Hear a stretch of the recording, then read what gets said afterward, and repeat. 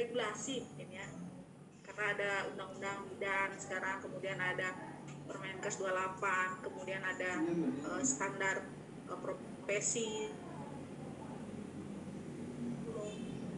dari konsep dasar asuhan kehamilan. Mungkin Nike, jadi kita mungkin akan banyak review saja dan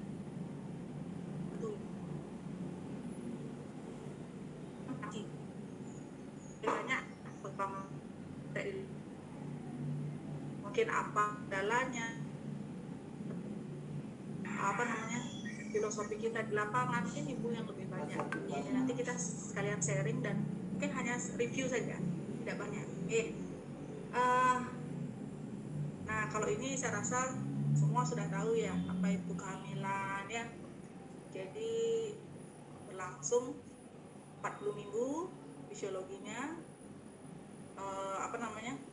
sampai 12 minggu trimester 1, kemudian 27 minggu trimester 2, 28 40 itu trimester 3 ya. Kemudian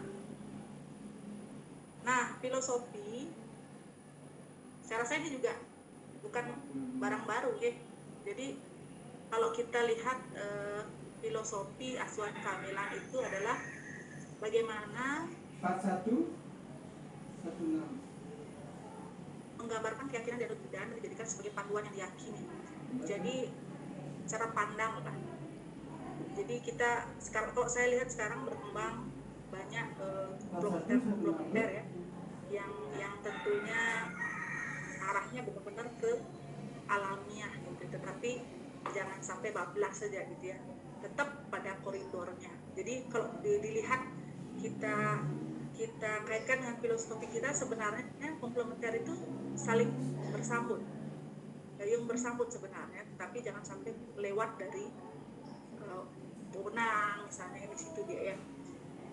Jadi sebenarnya kita sudah menerapkan dari saya memang yang lebih banyak yang natural lah ya, yang memang itu gitu ya. Kemudian nah ini yang pertama, bahwa kehamilan merupakan suatu proses yang alamiah. Jadi semuanya sifatnya fisiologi.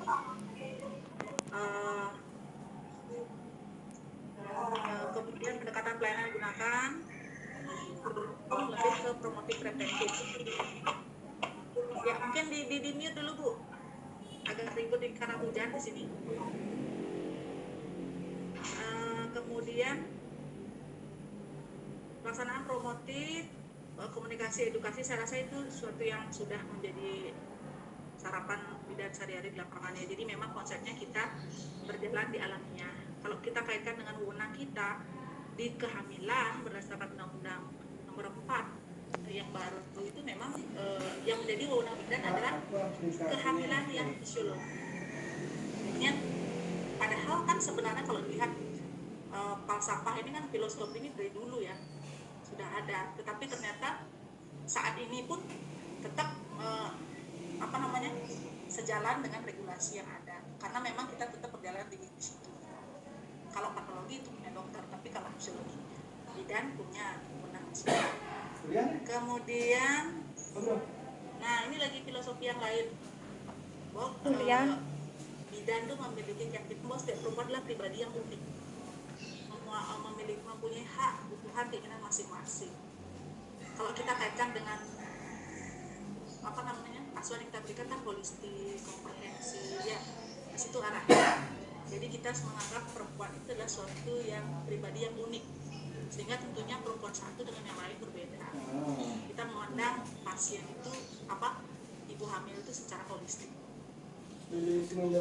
sehingga perempuan harus diberdayakan untuk pengambilan keputusan.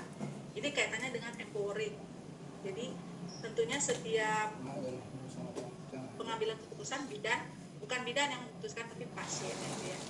Nah, dan bidan ya artinya hanya fasilitator saja, memfasilitasi mungkin apa yang dia tidak tahu kita jelaskan, tetap saja keputusan ada pada pasien.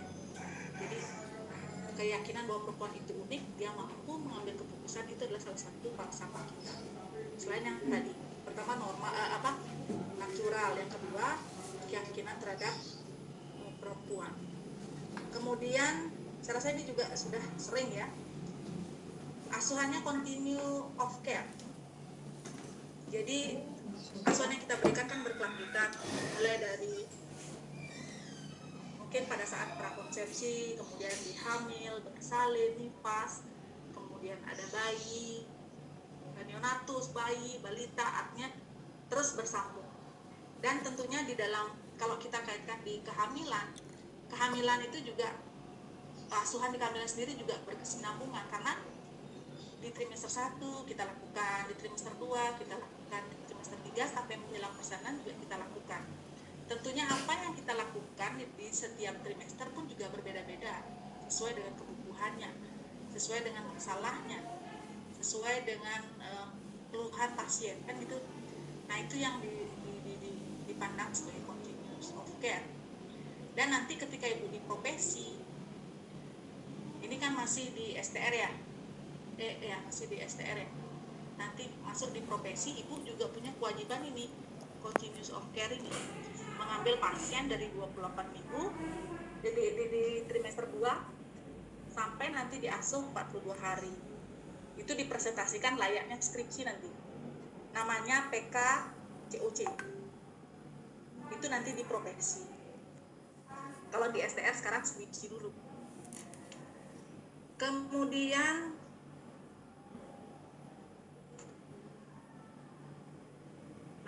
ini namanya Women Center. Filosofi yang berikutnya adalah Women Center, Family Center. Jadi asuhan melibatkan keluarga, melibatkan perempuan gitu ya. Kemudian kapan si perempuan itu mampu melakukan pengambilan keputusan, itu adalah berdasarkan pada pengetahuan, informasi yang dia miliki. Tentunya kapasitas pasien itu sangat penting. Jangan sampai dia mengambil keputusan tetapi keputusan itu salah. Jadi bidan yang punya kemampuan membantu itu gitu, tetapi tidak memutuskan. Kemudian ada lagi filosofi yang lain, yaitu filosofi tentang fungsi profesi dan pengaruhnya. Jadi profesi bidan itu adalah salah satu profesi yang profesional ya, karena dia diakui. Bagaimana dia diakui? Karena dia berpendidikan, artinya pendidikannya diakui, kemudian terregistrasi, bersertifikat, dan pekerjaannya ada standarnya melalui satu uji kompetensi, kan gitu. Jadi lisensinya jelas. Jadi itu keyakinan kita. Jadi dengan keyakinan ini kita mampu melakukan asuhan kehamilan secara legal dan yakin gitu ya, karena ada yang melindungi kan gitu.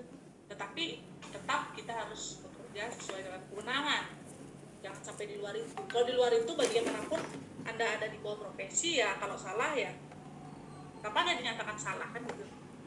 Tapi kalau kita ada di bawah satu profesi, naungi oleh profesi, dibina oleh profesi, terjadi sesuatu pun kita akan dilindungi ya, artinya secara hukum, tetapi tentunya apa yang kita lakukan tergantung pada apa yang kita lakukan juga, artinya secara ini apakah bersalah atau tidak gitu kan, artinya profesi itu ikut menaungi itu gitu ya, bahwa profesi kita ini adalah profesi yang profesional, legalitasnya jelas dan diakui dunia malah ya.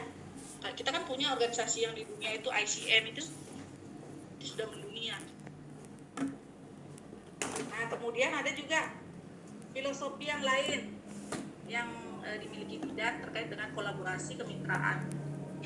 Jadi keyakinan kolaborasi kemitraan ini sudah sekarang terwujud dalam bentuk antenatal terpadu kalau di kehamilan ya. Jadi satu asuhan yang diberikan kepada seorang perempuan hamil itu tidak bisa dilakukan sendiri, tapi tentunya harus ada kolaborasi dengan dokter gigi, dokter umum, kemudian bagian gizi, bagian analis. Nah, itu juga salah satu bagian dari keyakinan kita.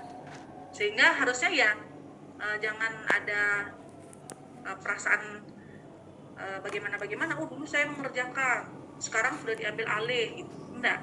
Karena memang profesi kita meyakini dalam mengasuh itu butuh kolaborasi dari yang lain. Kok ini pasien dirujuk ke dokter untuk USG, konfirmasi umur kehamilan, Itu salah satu bentuk bermitra ya juga ya. Itu sehingga memang saat ini malah itu menjadi tuntutan dalam asuhan kehamilan. Kemudian, nah kalau kita lihat, kalau tadi kita bicara tentang filosofi, sekarang kita akan bicara lingkupnya. Kalau kita kaitkan dengan undang-undang, memang lingkup kita adalah normal, hanya yang normal saja, dan identifikasi kehamilan atau terkait penampisan. Jadi tentunya ini